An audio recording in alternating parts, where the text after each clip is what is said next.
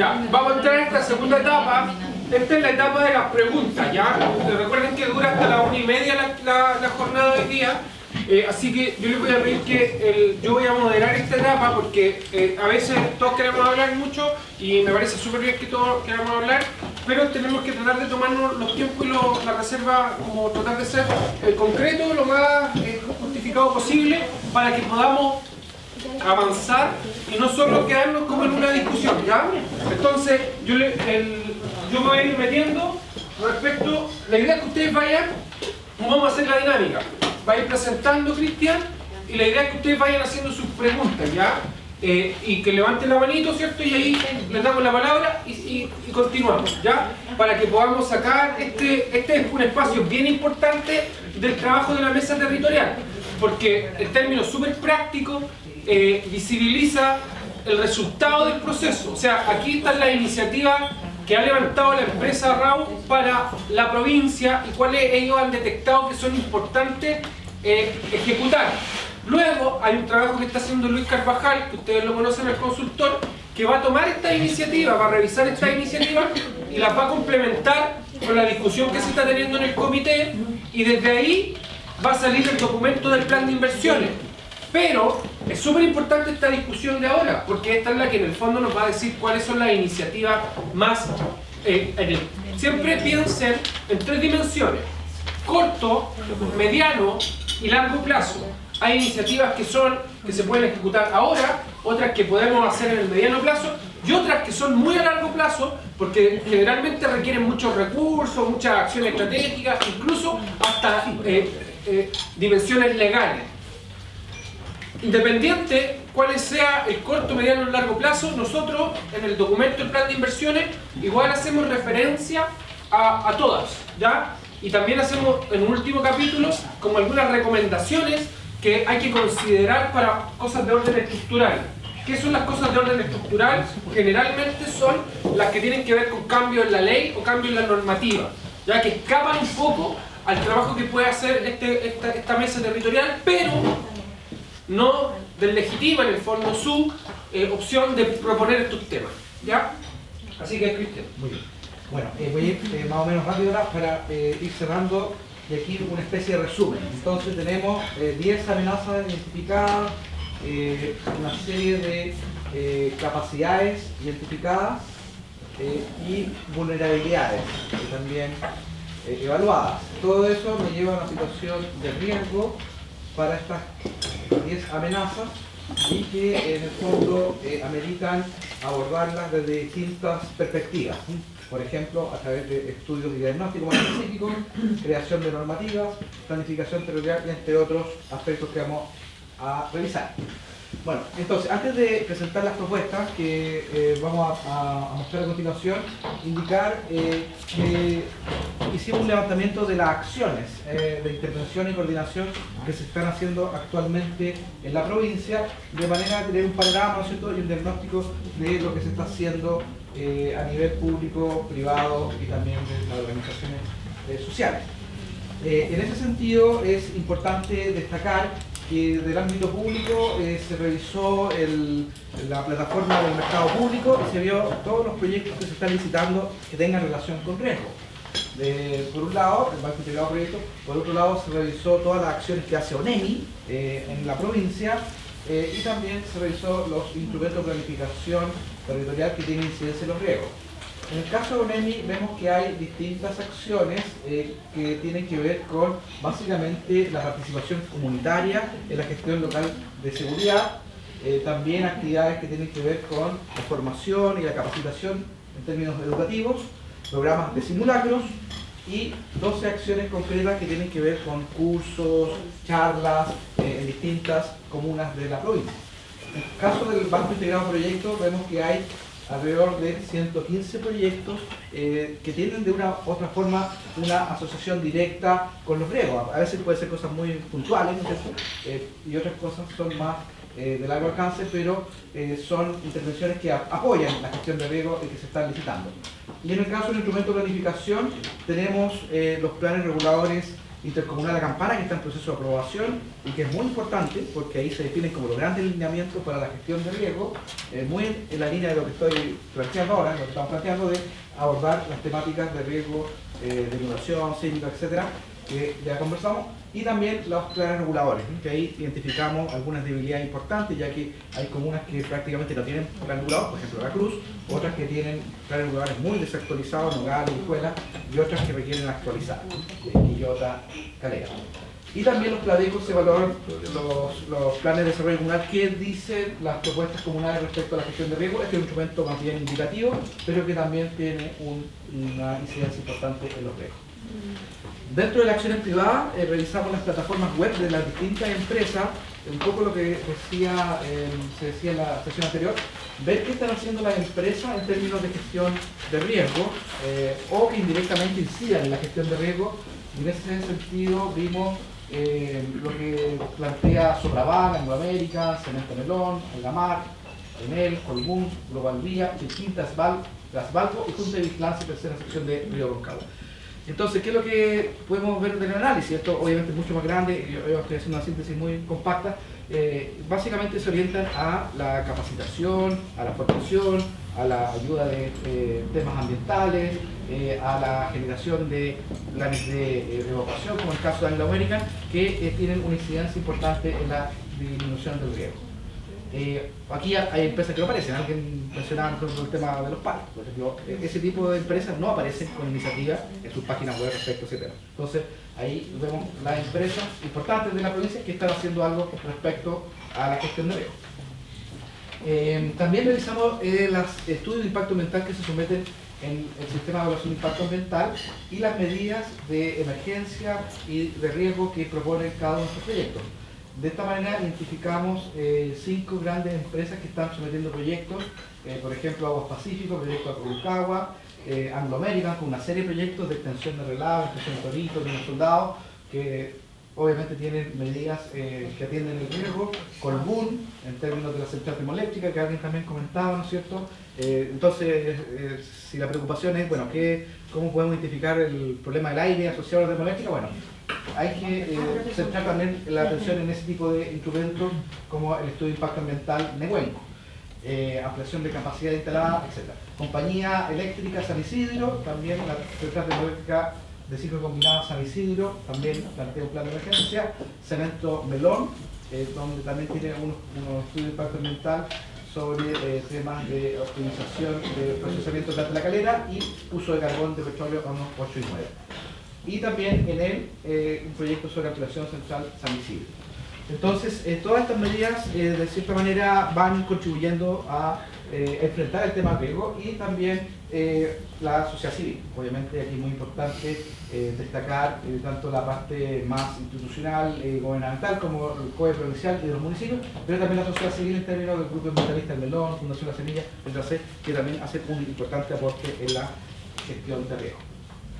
Eso, ahora no hablo más, le doy la palabra a Mónica para que continúe. Buenas tardes, me disculpo que estoy un poco resfriada, así que si se me escucha mal, es por eso. Presentó los principales resultados del estudio. Posteriormente, en esta última etapa del estudio se cadastraron algunas acciones. ¿Para qué? Bueno, para analizar lo que nos pide PNUD de la situación actual en la cual se encuentra la provincia y una situación futura mejorada en un futuro deseado para que la provincia esté en mejor posición para enfrentar un eventual desastre, mejorar la gestión de riesgos de desastre. Entonces, ¿qué pasa? ¿Por qué quiero detenerme un poquito acá? Porque es importante entender de que la situación actual, que si bien puede ser buena, mala, dependiendo quizás de cada municipio, hay diferencias locales, si no hacemos nada, si seguimos así como estamos, va a haber una tendencia, ¿cierto? Vamos a continuar una tendencia, pero si hacemos intervenciones, hacemos algunas inversiones en algunos proyectos, algunos programas, que también me imagino que con Luis han ido conversando, vamos a cambiar esa tendencia y vamos a alcanzar, ojalá, una situación deseada. Entonces hay un trayecto, hay un camino de cosas que necesitamos hacer para mejorar. Entonces ahora viene toda la crítica constructiva que podemos hacer a todo lo que hemos conversado durante estos meses del estudio. Sé que la información quizás se podría haber extendido más el tiempo, haber hecho más entrevistas, haber buscado más información, pero siempre los recursos, tanto de tiempo como financieros, siempre son limitados y tenemos que tratar de tomar buenas decisiones, ¿cierto? Entonces ahora la idea es poder revisar o ver cuáles son las principales medidas que podríamos tomar para cambiar el rumbo y mejorar. Entonces, ¿qué es lo que tenemos que hacer? Primero, identificar algunas brechas, que son esa distancia entre lo que tenemos ahora y lo que queremos lograr. ¿Cierto? Esa brecha, esa distancia hay que tratar de disminuirla con acciones. ¿Qué tipo de acciones? Nosotros aquí proponemos una serie de puntos, que son 6, que son temas que a PNUD les interesa por sus términos de referencia, que nos indican que pongamos un foco en ese análisis, y también algunos de ellos aparecen en el marco de Sendai, este marco que ya hablamos antes, que Chile está suscrito y que indica distintos temas que se deberían trabajar en cada país y también a nivel local.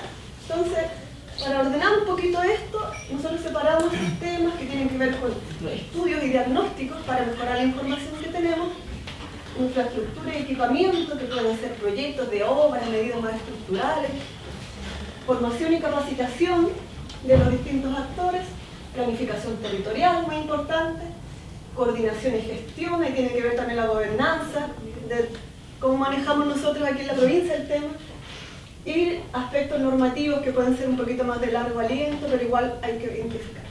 Entonces, nosotros proponemos estos temas, grandes temas para analizar. Se repite uno nuevo. Sí, se repite el estudio. Son 6, dale. Se me perdió el título, pero bueno. El primer grupo de temas que se analizaron, ojalá lo tengan en su presentación, es el de estudios y diagnósticos. ¿Ya?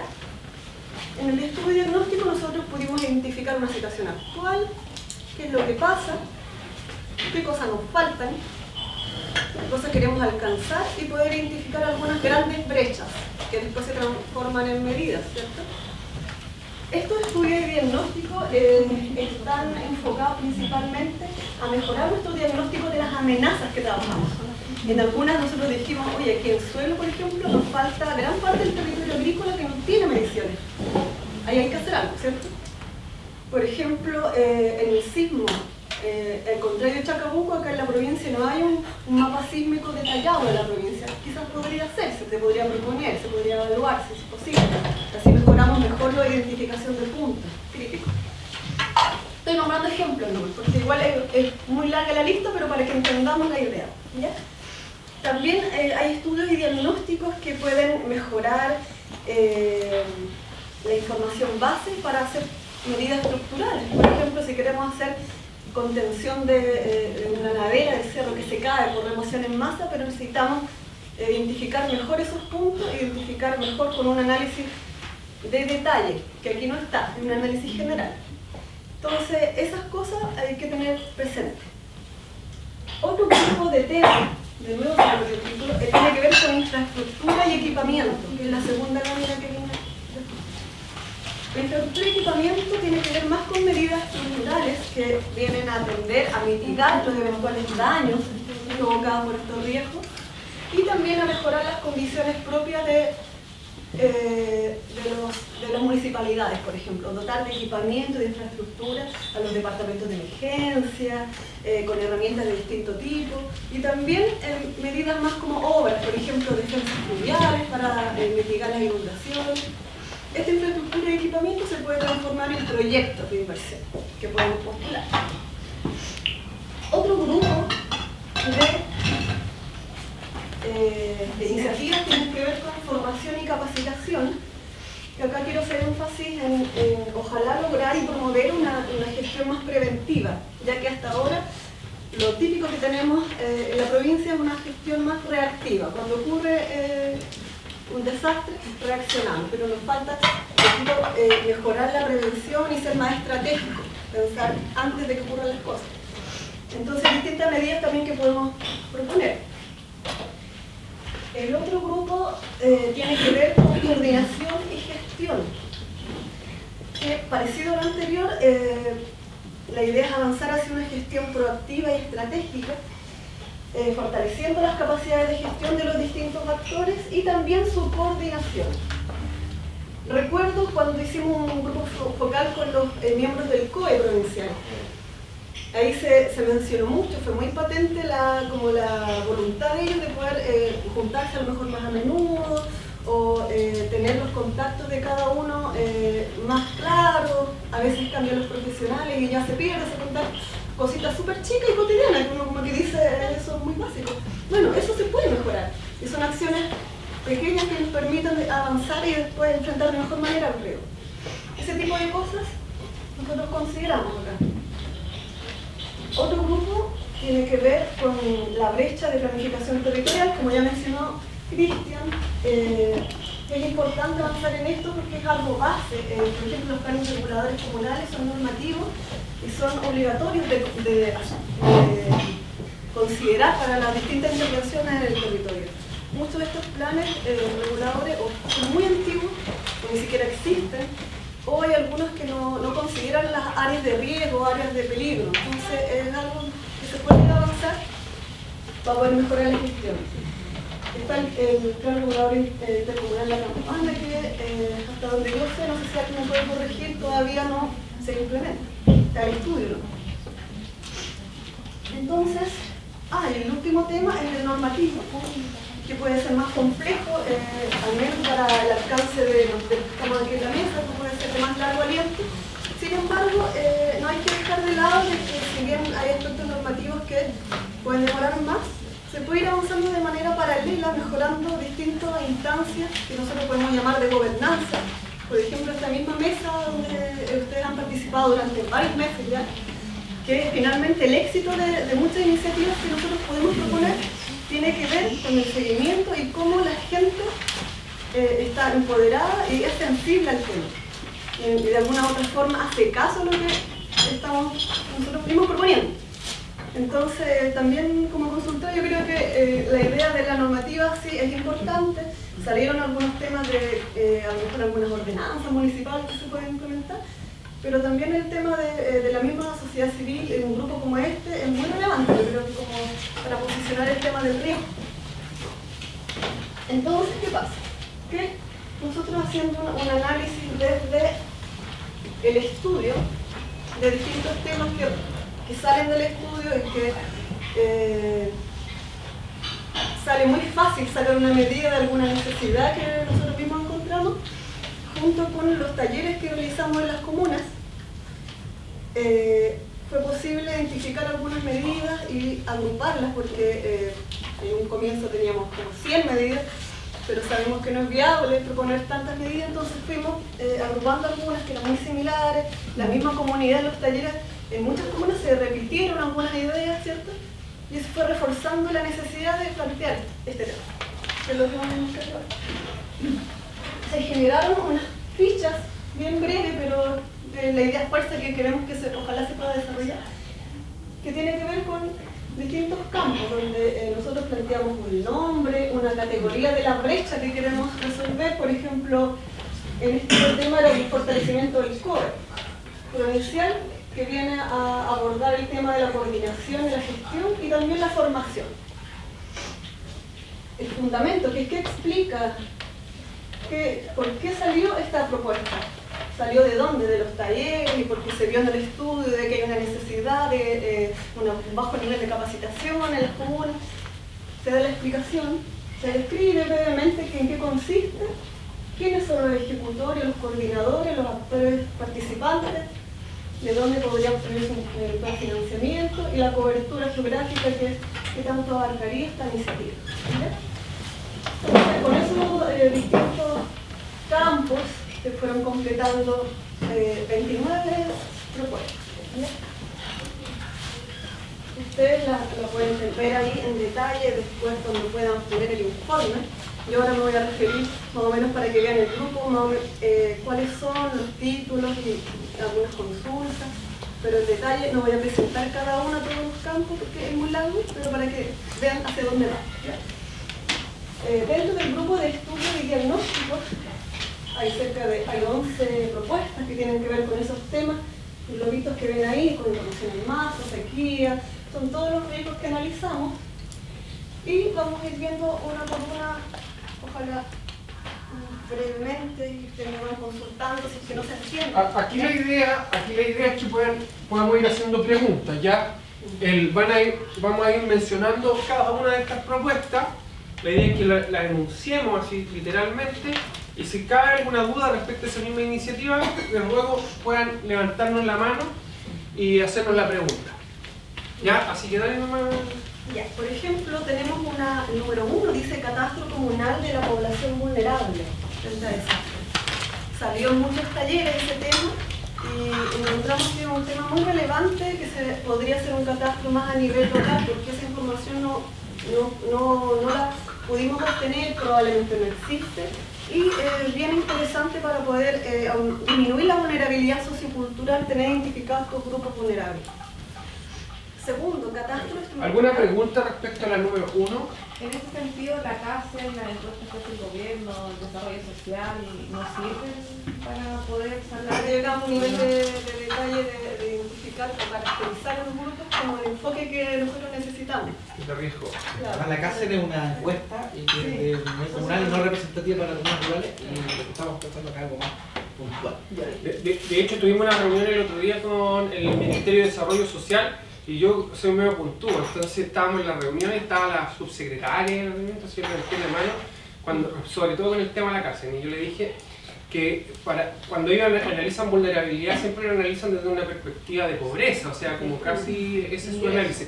Yo le dije que ellos tenían las fichas FIDE, que son las fichas que se aplican posterior a un evento o se deberían hacer antes para saber cuáles son las poblaciones, cuáles son las zonas más vulnerables frente a un desastre, entendido desde la perspectiva de riesgo. Y yo le dije que era súper interesante, y ahí rayé la papa, pero le hizo sentido a ella, de incluir en la CACEN, que es donde gastan muchos recursos, levantar algunos datos que tienen que ver con riesgo. Me dijo, oye, qué interesante, podría verse. Y en el fondo es complementar esa super encuesta, porque es una cuestión monstruosa, pero que complementarla con alguna visión respecto a esto que te permita tener un paraguas a la hora de ir a aplicar la FIBE, porque cuando aplican la FIBE después de un desastre queda la escoba. Yo no sé si saben la historia que hay detrás de esa aplicación de esa ficha. ¿Ya? Por favor. Sí, hay mucho inconveniente, como decía Jorge, esas fichas a veces no se completa bien, los municipios tienen carencias de personal, de tiempo, cuando hay una emergencia hay otras prioridades, entonces esa información levantarla es complejo. Yo creo que es un buen punto de partida tener esta iniciativa. La segunda tiene que ver con un catastro estructural del casco histórico de las ciudades de la provincia de Quillota, que surgió a raíz del análisis de riesgo sísmico. Hay zonas que pueden ser más críticas, hay zonas del centro donde la gente circula normalmente, donde se prestan servicios, que al momento de colapsar podría provocar un problema mayor. También en el sentido de disminuir la vulnerabilidad física. Una tercera iniciativa tiene que ver con el diagnóstico de zonas de riesgo de remoción en masa de la provincia de Quillota, que en la lámina que viene después se junta con un proyecto de construcción de obras de control aluvional. Pero antes de construirla hay que ver bien dónde, porque son a veces lugares muy específicos, muy pequeños que requieren la obra y necesita un diseño en particular. Entonces para eso hay que ver primero dónde están los puntos críticos, pero a una escala más local. El cuarto estudio de diagnóstico y planificación de la sequía en la provincia de Quillota surgió a raíz de uno de los riesgos más relevantes que ahora ya es patente, que es la sequía. Y tiene que ver también con contextualizar en el contexto del cambio climático. No solamente tomar los datos que ya hay del pasado y algunos registros, pero hay que tratar de ir avanzando más hacia el futuro porque la situación ahora ya está siendo muy crítica y hay que proyectarlo. No solo con el tema del riesgo, sino que involucrando más actores. Y un tema más institucional y con autoridad. Una quinta medida, plan de gestión integral de recursos hídricos en la cuenca del río Concagua, surgió también a raíz del tema de la sequía, que hay que tratar de abordar las distintas aristas por donde se pueda, Y la idea es también involucrar aquí a todos los usuarios y lo planteamos así porque se conocen otras iniciativas similares en otras cuencas, entonces no es algo nuevo y algo que los servicios públicos han hecho antes y aquí falta. La cuenca es grande, pero se podría ver si se puede hacer por secciones hasta llegar hasta la tercera sección donde estamos acá. Una sexta iniciativa tiene que ver con un programa de optimización del sistema de riego en la provincia de Quillota, que tampoco es nuevo, el Ministerio de Agricultura lo ha hecho en otras partes, y sabemos que la sequía responde a condiciones que no podemos cambiar a corto plazo, pero ¿qué podemos hacer? Mejorar el uso del recurso. Y esta es una comuna meramente, es agrícola, entonces es un tema que me parece que hay que poner ojo. Entre paréntesis está tecnificación del riesgo. 1, 2. En esa propuesta donde ya están que se están haciendo, igual se hace como que se separa la gente que es beneficiaria de estos temas. Digamos, con el riego, o tiene que estar en INDAP o tiene que estar en Prodesal. Si no está ahí, tiene que llegar una lista gigante que la MUNI lo dejan espera. ¿Cómo? Y también tomando hasta la propuesta 1, ¿cómo van a poder? A ver. Claro, catastrar realmente. Claro, porque no sé, todavía hay gente que en Prodesal me dice, sabes que yo no me siento representado en ninguna ficha, ya que yo cultivo mi alimento. Y en ninguna parte me van a dar el factor sequía, en una parte que yo nunca lo pongo en papel. Sí, conocemos el caso sobre todo a veces en INDAP, ¿cierto? Cuando clasifican a los regantes, se da esa dificultad de que no caen dentro del grupo como de atención de Prodesal. Bueno, es un tema en particular que hay que ver.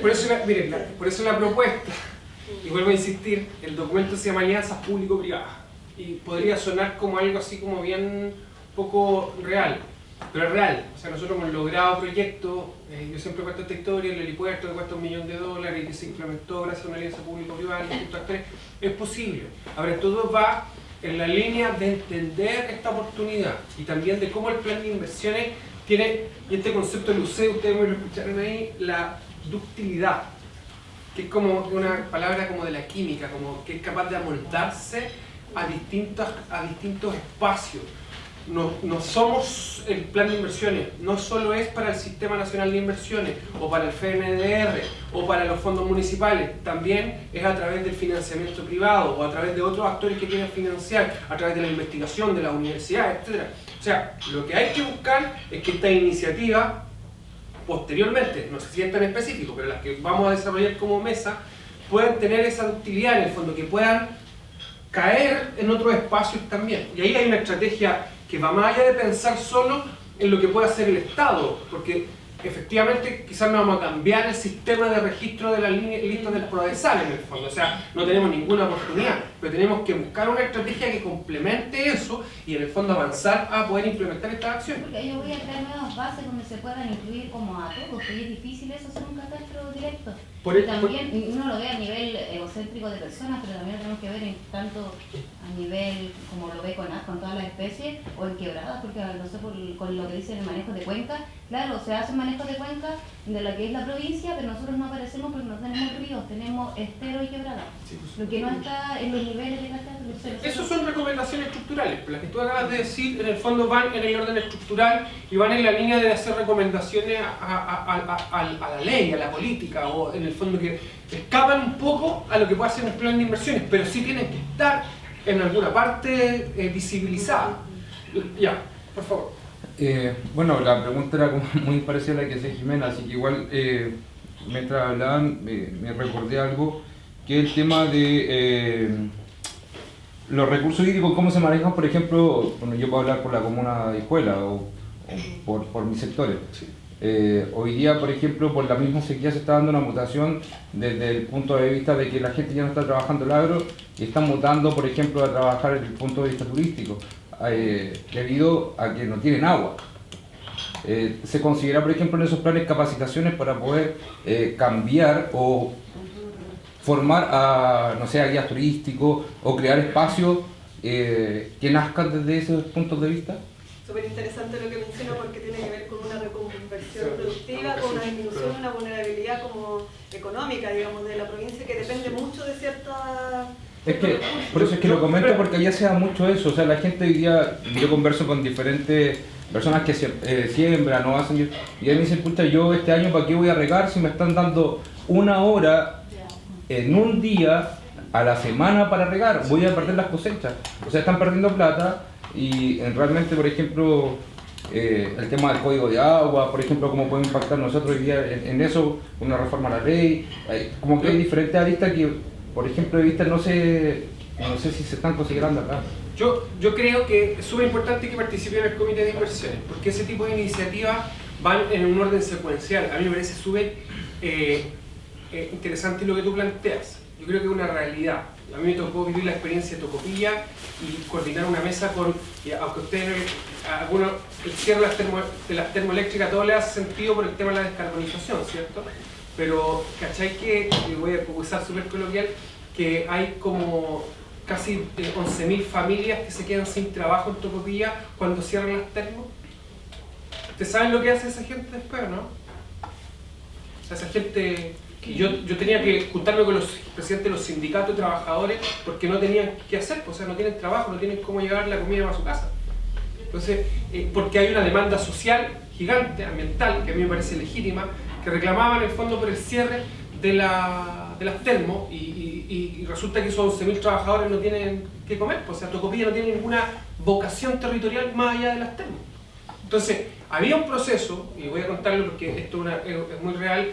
Hay un proceso hoy día, recién hoy, de cambiar la vocación económica del territorio, apuntar hacia otros nichos económicos, entendiendo de que las termos de Tocopilla se van a cerrar. Y todos esos trabajadores, son 11.000 trabajadores, son 6.000 directos y el resto 5.000 indirectos. Se van a quedar sin fuente económica, no hay plata, no hay que hacer. Y es todo un tema a trabajar, que me parece muy interesante desde, quizá, no de una inversión del plan, quizás desde otro plan, que es otro plan. Un plan estratégico de reconversión económica del territorio, que es otro tema y es súper interesante. Ya. Sí, respecto, iba en la parte del riego, sistema de riego. Yo acá tengo apuntado una noticia que vimos el otro día. En Nogales hay un convenio con Anglo American, los agricultores de los Calemos, de un sistema de riego como moderno que controla las válvulas y se puede ver el consumo con un celular.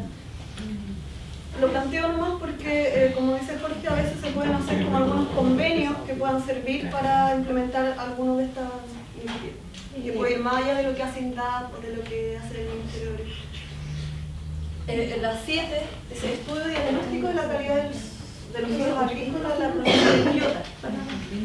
Esto surgió a raíz del riesgo de contaminación de suelos, donde se ve que uno de los efectos más relevantes sería la actividad agrícola. La 8, caracterización y monitoreo de relaves activos y caracterización de relaves inactivos por la carencia de información de suma relevancia que tiene que ver con el estado de los tranques actuales. Hay información de Cernagiomín que está un poco desactualizada y hay que mejorar. ¿Esa información se le tiene que medir a Cernagiomín o también a otro...? Nosotros, si mal no recuerdo, en la ficha ponemos el servicio público más atingente que es Cernagiomín, pero hay que ver cómo podemos lograr algo así. No sé si hay otras propuestas que se pudieran presentar aquí mismo en la mesa, que se puedan... Ya, otra consulta que va un poquito en otra línea. Si bien es cierto, no he visto las otras láminas, me cuestiono diagnósticos o proyectos que enfoquen a generar plantaciones de bosque nativo. No sé si eso se aborda. Hay un plan como ambiental. Voy a llegar ahí. Ah, ya. Bueno, el 9 dice... Ojo que, voy a de nuevo poner esto en discusión, ojo que las iniciativas que presenta RAU no son las iniciativas del plan de inversión, son el paraguas para la discusión del plan de inversión. La experiencia de Chacabuco, ¿qué nos pasó? Que algunas obedecían como a temas mucho más grandes, mucho más inalcanzables, pues es una decisión que hay que tomar en el comité de inversiones. El comité de inversiones está para eso, para agarrarse las mechas y decir cuál en el fondo, cuál es el camino correcto. Si ustedes vieron el video, el señor que sale hablando dice que hubieron 116 iniciativas. 116 iniciativas. Imagínense, 116 iniciativas para enfrentar la reducción de riesgo a nivel territorial. una ruta casi inimaginable de control y gestión. Eso ni un ministerio tiene 116 proyectos en el fondo. Por lo tanto, hay que después dar las peleas y ver cuáles son las que encajan o las que en el fondo logran articular las mayores necesidades posibles. Y ahí hay un interés también de quizás mirar esto más de una perspectiva ambiental, por el tema de la reforestación y todo, para que le echemos una miradita ahí también, ¿ya? Sí. La 9 dice actualización, catastro de puente y su estado, porque también surgió acá la necesidad de contar con información. Habían puentes que no estaban ni siquiera como en información geoespacial del MOB. Entonces eso es muy necesario para poder hacer un diagnóstico adecuado del colapso del puente. 10. Plan de manejo de cauce del río Concagua. Esta iniciativa nosotros la hemos visto también en otras cuencas, en otros cauces. Por eso que la pusimos y vemos que es necesario por el problema de inundación. Se va a juntar después más adelante con el tema de las aguas lluvias, que no fue muy tratado aquí, que responde también a un tema de detalle. El 11, estudio de microzonificación sísmica de la provincia de Quillota, por lo que comenté delante que en Tacabuco hay un mapa de microzonificación que para beneficio del estudio de riesgo que se hizo en esa instancia ya estaba de antes, que tenía que ver con el tema ya más como de gobernación, creo que lo habían hecho antes. Se podría hacer algo similar acá. Ahora quiero pasar al grupo de infraestructura. La 12 dice catastro y evaluación de infraestructura escolar frente al riesgo de desastre, también para disminuir la vulnerabilidad física, que son también un grupo que es de importancia de atender, el tema escolar. 13, construcción de obras de control aluvional en la provincia de Quillota para continuar con la línea del estudio más local de remoción en masa, hacer las obras ahora. 14, implementación y evaluación de proyectos de recarga de acuíferos. También es algo bien concreto que se hace para poder enfrentar por otra vista el tema de la sequía y trabajar con los APR. Pero este año están haciéndolo desde la intendencia.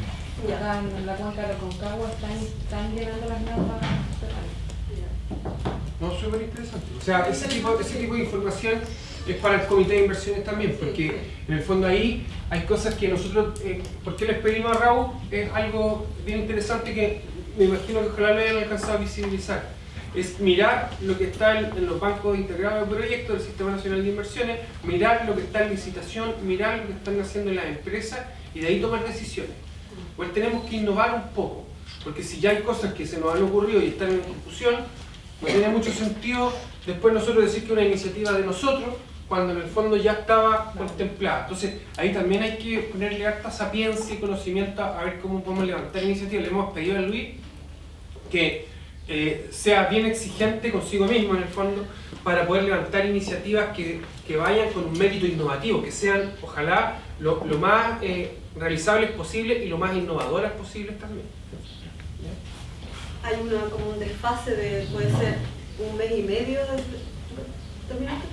Un mes y medio de desfase, digo, porque se realizaron el rango integrado de proyectos, los proyectos que está viendo licitación en cada comuna y a nivel provincial, junto con las de mercado público, que otra, para poder ver qué se está haciendo y no volver a repetirlo. Ahora, después de que pasó ese mes, por ejemplo, nos dimos cuenta que había una licitación de actualización del plan regulador comunal de escuelas, no recuerdo.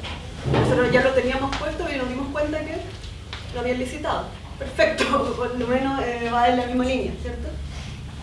Por ejemplo, ahora está como a punto de aprobarse un servicio de protección de biodiversidad en el Parlamento. Sí, entonces, la ley nueva de... Claro, entonces eso ya está como, quizás analizar ese servicio y ver cómo nosotros quizás como mesa intentar poner ciertos puntos una vez que ya esté creado el servicio, que se supone que debería estar desde hace un año, claro, por lo que dice el Parlamento. Podría ser también un buen camino, y es algo que institucionalmente ya está, ¿cierto? Claro. 15 dice plan maestro de evacuación y drenaje de agua lluvia en la provincia de Quillota. Esto no es ni una novedad, pero ¿qué pasa? Que el plan que está actualmente es como del año 2002 y para efectos de la hidráulica es súper antiguo. Entonces, lo malo fue que no se llegó a concretar el colector, no se construyeron. Entonces ahí yo creo que también hay que poner como ojo con ese tema, sobre todo para que se actualice la modelación de la conurbación de Quillota con La Calera, que eso igual cambió. Desde el 2002 a la fecha es bastante distinto. 16. Implementación del sistema de monitoreo de calidad de agua superficial y subterránea de la tercera sección del río Aconcagua. Esto responde a la necesidad de mejorar el monitoreo porque la DGA tiene una red acotada de estaciones de medición y se requieren datos como más constantes. Entonces me parece que algo que es importante. La 17 tiene parecido la ampliación de estaciones. ¿No se podría sumar, por ejemplo, como nos dicen acá los nodales, las quebradas, por ejemplo, que ya son importantes y que se salen de esta territorialidad del río Aconcagua? Sí, ahí habría que verlo porque al menos en la normativa de secundaria, de la secundaria de la Aconcagua, hay algunos datos para el estero del Nogal. ¿Cómo se llama el estero? No, porque ese es el estero del Litre, porque yo creo que ese es porque desemboca directamente en la Aconcagua. Sí, pero el único que había datos, digo, fuera del cauce de la Aconcagua. Entonces habría que ver ahí si eso se puede ampliar un poco más. Porque allá, ¿cuáles son los esteros?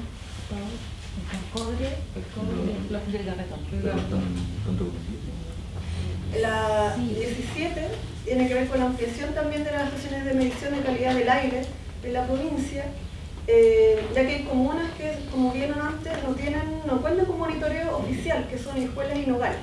Me refiero a oficial porque si bien hay estaciones de empresas, no está la información, y aparte que hay un tema que se detectó en los talleres como de la opinión pública que no tiene la información o el tema de confianza, que es mejor que sea oficial, o al menos establecer algún acuerdo, algo constante.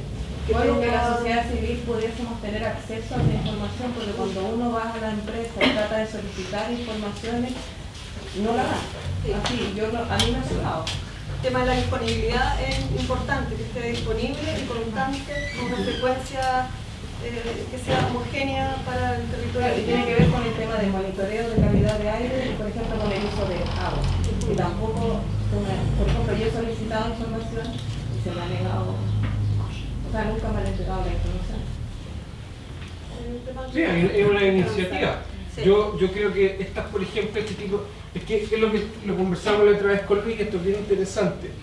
¿Por qué pedir un sistema de implementación de monitoreo de calidad de agua superficial y subterránea o también de la medición del aire y que tenga una validez institucional? Es porque en el fondo independiente una empresa, yo voy a contar el caso de Enel, que yo tuve la experiencia en Enel ¿cómo se llama esta comuna en la que está ahí el límite que estaba el antiguo límite con Bolivia? En la región de Antofagasta. No, en la otra, la que antiguo el límite con Bolivia. El hito boliviano estaba ahí. ¿Cómo se llama? ¿Paso Cajón? No, sí, no me acuerdo ahora. Pero, ya. Bueno, ahí había una termo de Enel, que tiene un sistema termo por gas y tiene un sistema con el agua del mar. Y resulta que la comunidad hizo protesta y todo, y les pusieron una estación de monitoreo de calidad de aire.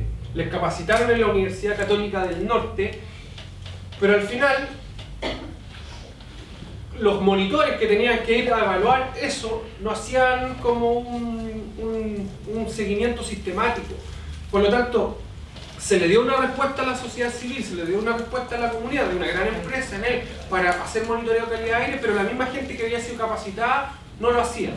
Por lo tanto, igual generaba desconfianza y además generaba un problema mucho más complejo, que como tenía la responsabilidad de algunos dirigentes que se habían capacitado para ir a hacer el monitoreo y no lo hacían, después llegaban otros y les decían, oye, pero si tu pega era hacer esto y no lo hiciste, ¿por qué no lo hiciste? Y ahí se generaban ya problemas internos entre la sociedad civil porque no se hacía. Por lo tanto, una de las medidas que nosotros propusimos y le dijimos a la gente desde el Ministerio de Energía cuando yo trabajaba ahí, era que pusieran una estación que fuese administrada por un ente público, o sea que el municipio tuviese como el Departamento de Medio Ambiente. Exacto, y que ellos en el fondo pudiesen incluso hasta pagarle a una persona que tuviese esa posibilidad de reporte, porque al final uno igual trata de generar la confianza con la comunidad, pero después los dirigentes en el fondo no tienen por qué permanentemente ellos estar a cargo de eso. No sé si me explico, tiene que haber una institucionalidad. No sé si me explico. Ya, eso. Que avancemos. En el grupo de formación y capacitación hay una iniciativa que Perdón, me acordé, tal. hay una iniciativa que tiene que ver con el fortalecimiento de capacidades de los municipios de la provincia de Quillota en la reducción de riesgo de desastre. ¿Por qué se plantea esto? Porque, como bien se señaló antes, existen diferencias en las comunas. Entonces la idea es generar una base más o menos homogénea para que las municipalidades puedan tener capacidades similares y mejorarlas. Por ejemplo, en el registro y diagnóstico de eventos, en los catastros que ya mencionamos antes, ahí había un tema de microbasurales que también se puede trabajar a nivel local. Hay distintos temas que son a nivel municipal y que tienen que ver con mejorar las capacidades de la misma institución. 19, fortalecer el COE provincial, parecido también a lo anterior, pero ya a un nivel provincial y respondiendo a las inquietudes de los participantes del mismo COE que son convocados todos los años antes de que venga el invierno y la inundación y todo, que es más bien reactivo, que eso pudiese cambiar un poquito a ser más estratégico, más preventivo. Esa era la idea. 20. Desarrollo de capacidad de la sociedad civil en reducción de riesgo de desastre. Hay una serie de subpuntos aquí que no están detallados, pero que tienen que ver más con no con la institucionalidad del servicio público, sino con la misma comunidad. 21. Fortalecimiento de organizaciones de mujeres para la reducción de riesgo de desastre. Hay una palabra. En ese punto anterior, cuando uno le da la responsabilidad como a la gente, también se le puede dar más herramientas porque aquí hay como una amenaza en la parte donde no tenemos la cultura, en el sentido de que yo le he visto a mucha gente, me dice, no, pero es que yo vi que estaban haciendo un incendio, o yo vi que estaban cortando un guayacán, un arbolito, y me dicen, pero yo puedo denunciar, sí, pues yo te puedo denunciar. Me dice, pero ¿cómo? Y digo, escucha, ¿cómo? Porque sí, yo lo sé, pero porque yo estuve 4 años en la universidad para aprenderlo. La persona común y corriente no sabe cómo denunciar, y eso supuestamente está dentro de nuestros derechos como personas. Entonces, se le puede pedir mucha acción a las personas, pero si no tienen el conocimiento adecuado no pueden hacerlo. Entonces, hay también una de las propuestas que ayude a la gente a darle los conocimientos básicos que se supone deberían tener. Sí. Por eso, formación y capacitación también tiene que ver con eso. Sí, totalmente. Y el último punto de este grupo, que tiene que ver con el fortalecimiento de organizaciones de mujeres, una iniciativa más específica a este grupo de mujeres. O sea, ligado con lo anterior, pero de género. Bueno, no lo voy a mencionar aquí, pero me adelanto que hay un tema también que conversamos en la consultora que tiene que ver con posicionar este tema, sensibilizar y formar también a nuestros representantes, porque a veces la comunidad o en esta misma mesa tienen harto conocimiento del tema, preocupación, pero si es una escala o si no se transmite eso a la autoridad, hay muchas cosas que van a quedar ahí como en stand-by, como en pausa. Entonces, pero hoy lo podemos reforzar como recomendación también. Dentro del grupo de coordinación y gestión, 22 de ese plan, acción anual para la reducción de riesgo de desastre a nivel comunal. Aquí se tomó como un ejemplo que hacen en Quillota. No es como muy novedoso, pero sí es bueno porque se organizan anualmente para enfrentar riesgos y esto va cambiando. Año a año se actualiza, se va viendo cómo avanza en distintas medidas que están en este plan. Y eso se podría replicar en las otras comunas, quizás con el ejemplo de Quillota, con un apoyo a sus vecinos. 23. Con programa de alerta temprana para la reducción del riesgo de desastre, más enfocado a la alerta temprana, a un programa más de emergencia, ¿cierto? También por una escala comunal. 24. Programa para la constitución legal de comunidades de agua subterránea en la cuenca de la Concagua. También para atender el tema de la sequía desde un punto de vista más de gobernanza y de gestión. Existe esta figura de comunidad de aguas subterráneas que son usuarios del agua especial, porque es subterráneo y de repente es un recurso medio oculto, que no conocemos mucho o que pareciera limitado porque no lo vemos, y se gestiona malamente. Entonces, al constituirse de esta forma, mejoramos el manejo del recurso y de alguna manera enfrentamos mejor la sequía. Y eso es algo que se hace por medio de la EGA con distintos programas que apoyan para que los usuarios se organicen. 25. Ahí me quedo una duda con ese tema, con con el tema del agua subterránea. Porque, por ejemplo, el manejo o llegar a esas aguas es súper costoso. La DGA, por ejemplo, sé que da beneficios a ciertas empresas que tienen las capacidades para poder extraer esa agua. Pero, por ejemplo, ¿cómo hacemos llegar o cómo capacitamos a la gente común, a los agricultores comunes, para poder también tener acceso? Porque no todos tienen las platas para poder llegar a ese tipo de aguas. Sí. Bueno, uno es el tema de recursos para que obviamente un pozo más profundo, más caro y el gran agricultor que tiene recursos va a poder acceder. Este tema, más que desde el punto de vista de la inversión para llegar a recursos, tiene que ver como con la gestión, con conocer quiénes son, cuánto están sacando, estamos sacando mucho, organizarse para que el agua esté disponible de la mejor manera, el agua subterránea que es más desconocido. Pero ¿y eso en términos Más que con la inversión.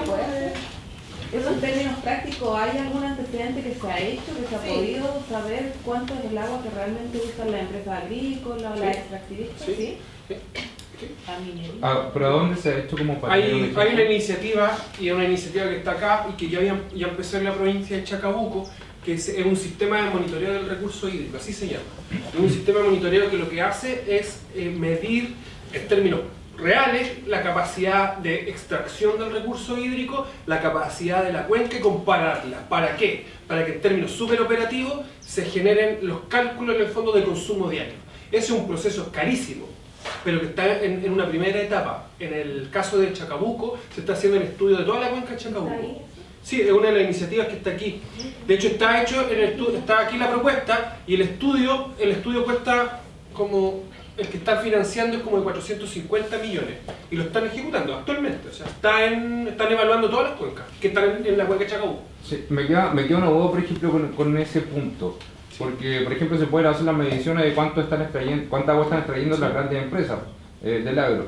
Pero, ¿cuál va a ser el uso real de esos datos? Porque si vamos a ver el punto de la aplicación de leyes o sanciones a aquella empresa, hoy nos quedamos en nada. Por eso es como hoy día podemos proteger a los pequeños agricultores en pro de las grandes empresas que están yendo en medio directamente de sus actividades agrícolas.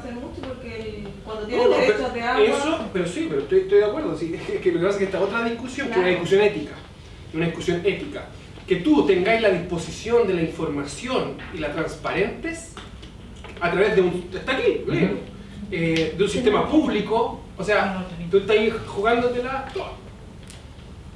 O sea, tú estás poniendo en público cuánto te estás gastando. O sea, públicamente alguien te podría decir, oye, usted está en este sistema de monitoreo del recurso hídrico de la provincia, quizás no todos van a adherir, porque no lo sabemos, pero las que adherieron son varias de las empresas que están aquí, están en un proceso de elaboración, y tú dices, bueno, efectivamente, tú te has sometido a este escrutinio público y en el fondo no estás cumpliendo, pero tú por sí mismo te metiste al tema, ¿cachai? Entonces un tema ya ético, o sea, poner, y esto yo lo dije en el discurso ese día, poner tu capital empresarial, político, incluso social de los dirigentes sociales en una discusión. Esto también yo lo tuve con la presidenta de las comunidades APR. Ponerlo al escrutinio público, a la transparencia pública y saber que tú no estás aportando es un súper riesgo para ti como empresa, como capital político o como organización de la sociedad civil. Esto por dos cosas. ¿Y por qué lo explico así? Porque nosotros cuando hicimos el estudio, cuando nosotros hemos discutido, y esto lo he conversado harto con usted, y esto lo voy a leer, no están grabando. Yo cuando conversé con la presidenta de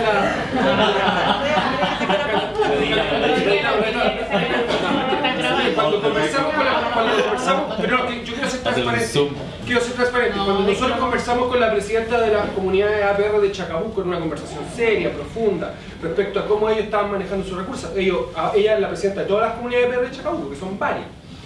Y le preguntamos sobre si sabía su capacidad de extracción, su sistema de monitoreo, cómo estaba, los medidores, no tenía idea.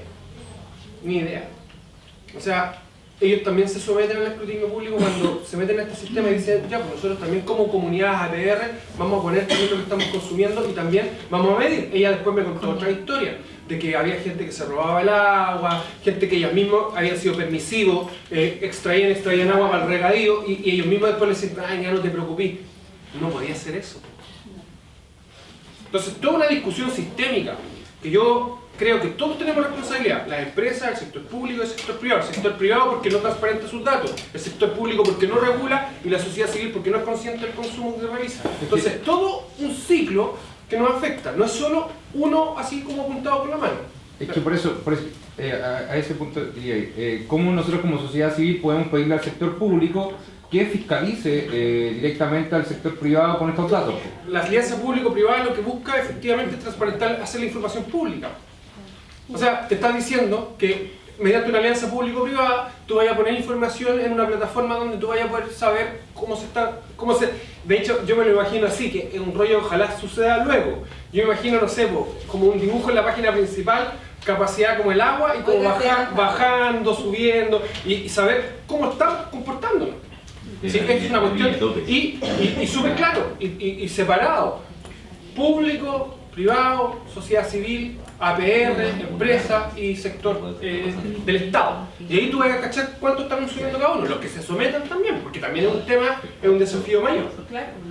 ¿Cuántas empresas se anotaron? 4. ¿4? ¿De cuánto? No tengo idea. 4 grandes, sí, importantes. Las chicas no tenemos cómo controlar. Las chicas es el problema. La pyme sobre todo no tenemos cómo. Y por ejemplo aquí nos pasa, y esto yo lo he dicho públicamente, a mí me gustaría que estuvieran los agros aquí, pero nosotros lo hemos invitado, no están. Que eso es lo que pasa. Y es otra discusión.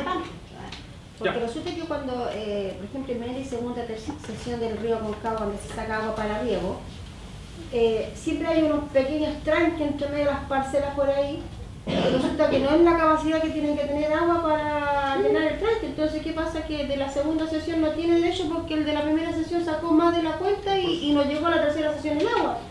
Pero resulta que las asociaciones, justamente canalistas, te cobran el agua igual, y aunque tú no tengas el suministro.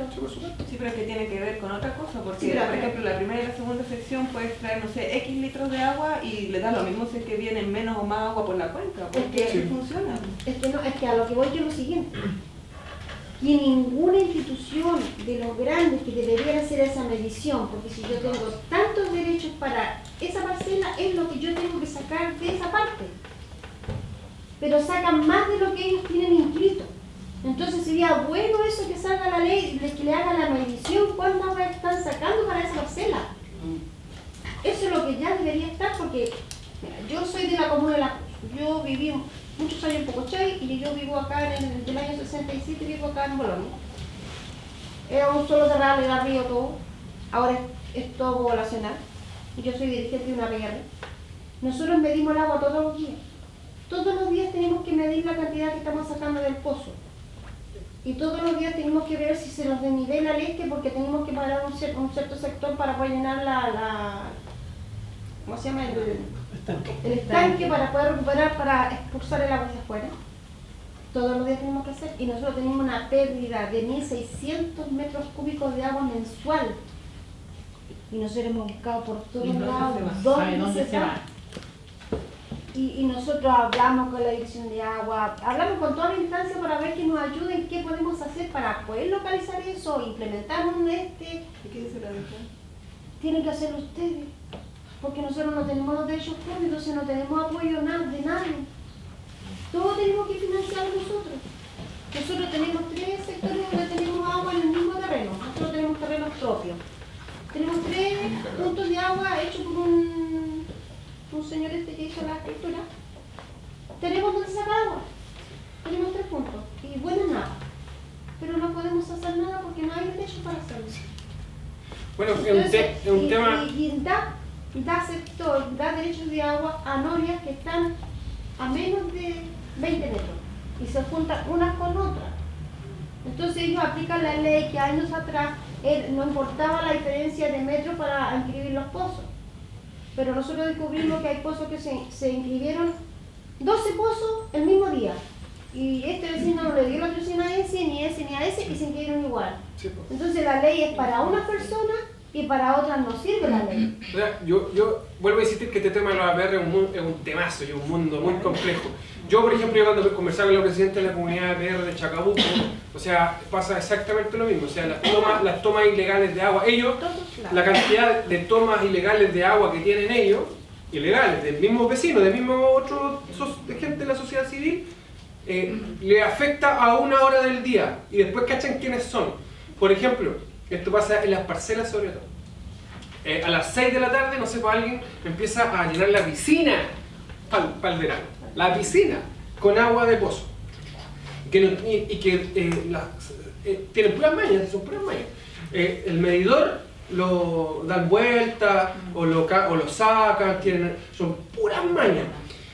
Por eso es un tema casi ético también, como de conciencia social y ciudadana, que va un poco más allá y que yo comparto de que a veces no comparto que a veces creemos que el Estado de una u otra manera es como un Dios en el fondo que está mirando todo y sabe todo y por lo tanto puede rápidamente... Ya tiene instrumentos que ahora puede... Exacto, pero, por eso le digo, pero también hay que ir por el lado de la conciencia, o sea, todo este movimiento, y de los cuales yo adhiero, todos estos movimientos que tienen que ver con el uso eficiente del recurso, con el tema del manejo de la sequía, por parte del Estado, del privado, de la sociedad civil, son los que uno tiene que adherir. Porque en el fondo, si nosotros solo esperamos en el Estado, vamos a tener un tremendo problema. Porque el Estado, en sus ciclos burocráticos, se va a demorar 10 años en resolver un problema que hay que resolver hoy día, hoy. Nosotros financiamos todo. ¿Ya? Además que no hay voluntad para modificar. Imagínate, agrégale la voluntad, agrégale el sistema burocrático, agrégale los intereses individuales, agrégale que el mismo vecino que te da la mano en la mañana y te dice, hola vecina, ¿cómo está? En la tarde está sacando agua ilegalmente. Sí, nosotros, en ese sentido, nosotros hemos sido ¿Ya? bien consistentes con la cuestión del agua, porque igual hemos estado haciendo algo social para que la gente tenga conciencia y que a futuro sí les va a pasar si va a faltar el agua. Estamos sellando medidores, estamos sacando llaves de paso, estamos contando cuántos metros cúbicos son por hogares, cuántas familias tenemos por un hogar, calculando los metros que se pueden gastar mensual. Veíamos el exceso de agua que se está cargando por un medidor, el por qué está el exceso, todo eso nosotros lo vigilamos, lo hacemos. Nosotros tenemos ese control diario. Y cuando vemos que una persona, si gastó 7 metros cúbicos este mes y el mes pasado le salió puro cargo fijo, nosotros vamos a revisar por qué le sacó el puro cargo fijo. Entonces uno va viendo si es usurpación de agua o no. Mire, imagínense que por esto termino y te sigo porque nos quedan 5 minutos. El déficit que detectaron en Chacabuco, la gente de las comunidades verdes, del 35% de agua no controlada. 35%. ¿Sabes lo que es? ¿No? O sea, es mucha. O sea, el 35% no tienen saber cómo controlarlo. Vigilan como el 40%. Hay un resto que depende de la buena voluntad y que no les baja. Pero un 35% del consumo usado sin manejo, sin vigilancia, no sabía dónde está, pues no sabía qué está consumiendo esa agua. Incluso no se sabe. nos hicieron cambiar la bomba sumergible porque supuestamente la bomba, ¿cómo es la palabra exacta? Chupaba, no. Traía o bombeaba, supongamos 8 litros, pero que daba un aire y devolvía cierto ancho se va. Entonces no pasaba la cantidad que se anotaba en el de lo que expulsaba, pero que daba un aire y se devolvía. Entonces esa agua se controlaba como que el agua salió, pero no se controló que se devolvió nuevamente al pozo. Se hicieron cambiar todo el sistema y no va por ahí. Entonces ya dice un señor de la dirección de agua, ¿sabe que tiene que hacer esto? Como fuera aquí. No, es que por eso no hay, es que casi, yo creo que esto es como, voy a hablar del futuro, yo creo que vamos a llegar, así, como vamos, si no tomamos decisiones radicales, vamos a tener policía del agua, acuérdense, vamos a tener policía del agua. Pero nosotros determinamos, porque lo que puede pasar en esto es la antigüedad de la implementación para destruir el agua. O sea, nosotros en este momento estamos dedicados, ¿qué es esa? Que la matriz que se puso hace 27 años, pensamos que esa es la que está colapsando y tiene que estar en algún sector. O sea, mira, con esto termino. O sea, en Chacabuco hay todos estos tranques ilegales. Y que la única forma que los cacharon, que saben que están, es por los drones. Incluso, así ya, no rayando ya en la así, lo más absoluta locura, camuflado. Como piscina. ¿no? Camuflado así con malla, así como mimetizado. Entonces no los podéis ver así con una foto satelital porque es verde igual que una alfombra, es como, ¿no? Así lo metieron bien. Ya, por favor. Solo para avanzar en la propuesta, la pregunta que hicieron delante, hay una experiencia en el Maipo, pero en la parte baja, no sé qué secciones, quinta, quería otras secciones, Maipo, de constitución de comunidades de agua subterránea, que no es común, si eso recién como que en Chile están empezando a formarla, hay proceso largo y puede ponerse de acuerdo entre los usuarios, pero funciona igual que los usuarios de aguas superficiales, como con los caudales, toda la normativa interna que tiene la organización de fiscalización interna, como es lo mismo pero con subterráneo. Ya, como pasa. La próxima es 25. Plan comunal de recolección y disposición de residuos domiciliarios mediante acción público-privada. Salió a partir del tema de la falta de información y de manejo de los microbasurales que hay a lo largo de, sobre todo acá de la ribera del río. Se podría hacer algo un poco más, pero que quizás no vaya tanto de la municipalidad, sino que de varios actores, para poner más énfasis al tema ambiental y que también estos mismos microbasurales van provocando otros riesgos, como los incendios. Acá en Calera hay un incendio. En Calera un tema crítico 26. Plan de acción local específico por variable de riesgo, por sismo y remoción en masa a nivel provincial. Tomando algunos ejemplos que encontramos, por ejemplo, acá en la región de Valparaíso hay un plan específico por variable de riesgo de incendios forestales. Y hay algunas comunas que lo hacen incluso a su nivel local. Conozco, no sé si tú conoces Jorge San José de Maipo, que es un plan cierto comunal. Acá salió esta idea respecto específicamente del riesgo del relave, porque el sismo y la remoción en masa como riesgo cinético, sobre todo en la comuna de Nogales, se ve como un tema prioritario. A lo mejor habría que hacer algo más específico de coordinación que no solamente vaya con la empresa, que involucre a más actores. Por eso que se propone, al igual que un plan de acción local específico por variable de riesgo de incendios forestales, como una bajada del regional, pero ya con los datos que tenemos más de la provincia. Y con que igual es bien activa y puede generar algo mejor a la escala de la provincia. 28, Plan Provincial de Conservación Ambiental. Ahí salía el tema ambiental, Andrés, porque fue una variable que nosotros analizamos en vulnerabilidad, el tema de la conservación de algunos ecosistemas y cómo estos pueden también verse afectados por algunos riesgos. Hay formaciones que están como en amenaza, vulnerables, y se podría hacer algo más a escala provincial que recoja la misma línea que ya hay de otra escala, como regionales. Claro, es que esa era mi consulta, si tenían algún ejemplo para ese punto en especial que se pueda aplicar acá. No encontramos un ejemplo, lo proponemos, pero no hay como un proyecto igual, al menos que nosotros conozcamos, a la escala provincial. Pero se propone un poco para poder abordar el tema de vulnerabilidad ambiental, que estaba quedando un poco como sin abordar con ninguna iniciativa. Y nos parece importante, igual hay zonas acá de relevancia, en Nogales también, hay toda la cordillera del Melón, tienen una categoría de conservación que atender, y está en una zona con alta presión, digamos, en una comuna con alta presión. Entonces, no encontramos una similar, pero se podría generar o buscar algo que pueda servir. Claro, es que lo preguntaba también desde el punto de vista que, por ejemplo, Ispola es Reserva Mundial de la Biosfera, se supone, pero con una conservación medioambiental mucho más grande, porque hoy día, por ejemplo, están a punto de privatizar el Parque La Campana, donde también va a haber un impacto gigante en el mismo parque, para poder vincular esos puntos. Lo otro también es que no es solo la conservación como objeto de protección estos ecosistemas, sino que también ayudan a mitigar algunos riesgos como de remoción en masa, el mismo control de inundaciones en las quebradas, es también más de la mano, se puede enganchar ahí. Yo quería decir que en estos documentos después hay que establecer como los componentes. ¿Qué son los componentes? Al final son las cosas que articulan el proyecto, la iniciativa. plantaciones de árboles nativos, no sé, protección de especies nativas, y todos estos componentes que articulan este gran plan. ¿Por qué? Porque de una otra manera después hay que establecer como el proyecto en sí, que yo les explicaba que aquí están las iniciativas, pero las iniciativas aquí están enunciadas, tienen una breve descripción, pero tienen una ficha. Esas fichas son las que explican el procedimiento, los costos, cuáles son los profesionales que hay que contratar, todo lo que da vida en el fondo a una iniciativa que sea materializable de forma real. ¿Ya?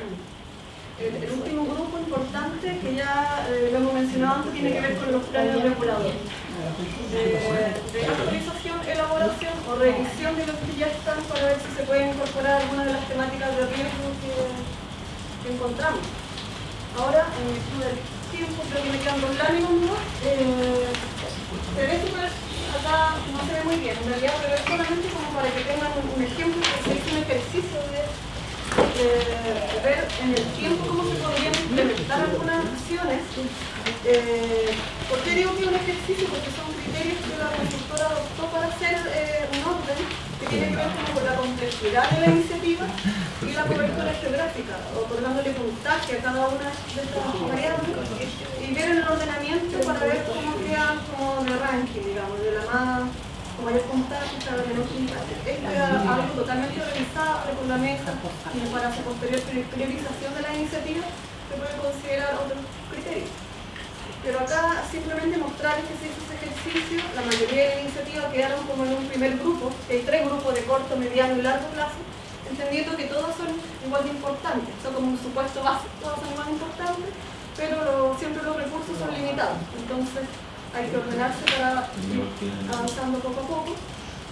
Y acá por eso les quería presentar esta lámina para que ustedes vieran que es un ejercicio que se puede hacer, pero se puede ir abordando también otras formas. Y solamente también recordarles que si es que se postulan iniciativas al Sistema Nacional de Inversiones, a veces es como un poco genera como impotencia a la población, porque el ciclo de proyecto igual es largo a veces.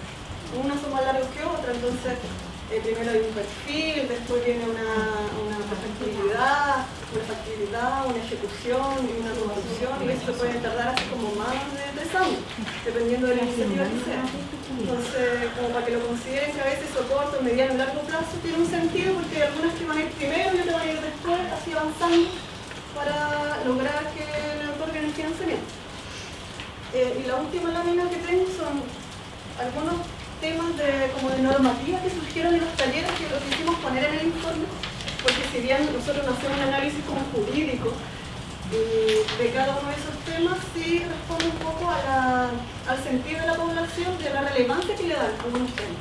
Por ejemplo, por ahí salió la ley de olores, como cuándo se implementaría, que sería importante que saliera pronto, y la regulación de las antenas de celulares, el mejoramiento de la normativa de evaluación ambiental de los proyectos. Recuerdo un taller en Quillota también donde se señalaba la continuidad de los servicios en situaciones de desastre, que por ejemplo se cortaba el agua, la luz y la empresa como que no generaba ninguna medida que pudiese abordar eso durante los primeros 7 días donde no llegaban esos servicios básicos. Entonces, algo que debería normarse, decía la comunidad. Distintas ordenanzas de distintos tipos de temas, por ejemplo el tránsito de vehículos en algunas calles que son clave para la conectividad, mantención de quebradas y cauces y como de tener sanciones económicas para la gente que provoca incendios, que son temas que quedaron señalados en el informe solo para que quede patente que hay una preocupación por estos temas. Y lo último, bueno, algunas cosas finales nomás. Conclusiones para recordar y redondear, que se analizaron estos 10 proyectos, se analizaron 5 grandes temas de brecha, y las 29 iniciativas se distribuyen en distintos tipos. Hay unos que son más de planificación, otros programas, estudios, proyectos más cortos, más de medidas estructurales, y hay estudios y acciones futuras que coinciden, como nosotros encontramos que coincidían con la percepción de la comunidad. Nosotros encontramos en el estudio y que la comunidad también las mencionó en los talleres, y normalmente esas propuestas fueron incluidas, no se descartaron. Es interesante también revisar que hay necesidades a nivel comunal que requieren mejorar netamente un tema de inversión que fue señalado por los distintos profesionales de los departamentos de las comunas de emergencia, que carecían de recursos para poder llevar a cabo su labor de mejor manera. Algunas de las recomendaciones generales que teníamos era que ojalá pudiese haber una coordinación de las medidas que las empresas tienen en su sistema en su evaluación de impacto ambiental. Se promueven distintas medidas, pero no hay un ente coordinador que en realidad las agrupe y no vayan por caminos separados, como que cada empresa promueve sus medidas, pero en realidad nadie las coordina, no se ve que están en la misma línea. Eso sería interesante de mejorar. Así también como poder tener más información espacial y georreferenciada de proyectos que se postulan y que no tienen una mirada de riesgo directa, sino que todo es tangencial y uno le daba la vuelta y decía, en realidad todos estos proyectos de inversión que hay en el sistema público podrían tener que ver con riesgo, pero no, es súper indirecto. Entonces eso es algo ya no solo de la provincia, es alguna situación nacional que hay que mejorar. Y también incorporar el tema del cambio climático en cualquier estudio que tenga que ver con una variable de precipitaciones, ¿cierto? No se puede dejar de lado ya, es imposible, tiene que incorporarse. Y un tema último nomás que ha surgido dentro de esta misma mesa también, sensibilizar un poco a la autoridad para poder llevar este tema y lograr los financiamientos y el apoyo ya formal de los temas que acá se plantean. Bueno, nada más agradecerles por todo el tiempo que hemos tenido para trabajar y solamente dejarle al equipo que harta gente trabajó en el informe para que... Sí, no, muchas gracias. nosotros, esta es la última reunión que vamos a tener con ellos. Ahí está el colofón, donde están las personas que participaron, Cristian, que ustedes lo conocen, la Mónica, el Francisco, que siempre está atento, la Catalina Esman, Raúl Espinosa, Diego Mena, Claudia Lizana, William Caqueo, Yuri Castillo, Rodrigo Alvear, Jocelyn Collarte, Álvaro Velázquez, Daniel Campos y Patricia Bernay. Es un equipo bien grande. Yo no los conozco a todos, pero sí conozco a la gran mayoría. Y bueno, nosotros vamos a seguir trabajando con Arrau hasta el 30 de septiembre, que es los últimos días que nos vamos a ver. Y ustedes hoy día se pueden despedir, pero ellos antes, nosotros en la reunión de sociedad civil, ellos nos habían pedido un espacio para poder hacerle algunas preguntas.